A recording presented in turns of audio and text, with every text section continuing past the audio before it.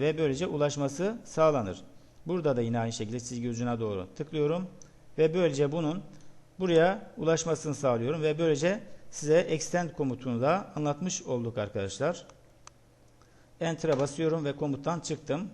Gördüğümüz gibi yine burada budanacak çizgiler var arkadaşlar. Şurada gördüğünüz gibi duvarlar bir bütün olarak hareket etmesi gerekiyor. İçinin boş olması gerekiyor. O zaman TR enter diyerek şunların içini de yine temizleyebiliriz, budayabiliriz.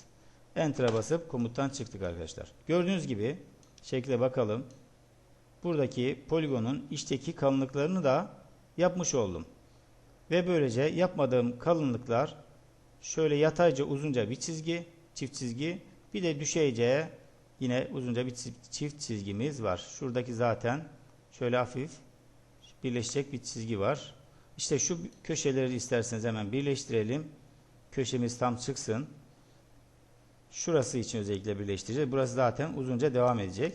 O zaman fillet komutu ile F enter dedikten sonra R enter 0 radius'ta iken enter'a basıyorum. Evet, şimdi burayı birleştirmemiz için bu şekilde iki uca tıklayarak bu köşeyi oluşturuyorum. Evet, şimdi buradaki düşey çizgiyi yapabilmemiz için ilk önce şuradaki yatay çizgiyi yapmamız gerekiyor.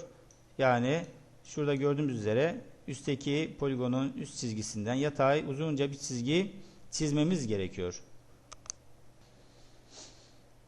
Evet arkadaşlar, buradaki yatay çizgiyi buraya uzatmamız gerekiyor. Aynı zamanda da sağ tarafa da uzatmamız gerekiyor. Line komutu ile L enter üzerindeki köşeye tıkladıktan sonra şöyle gelip dik şekil işaretini görünce tıklayabilirim. Enter'a bastık. Tekrar enter dedik, komut geldi.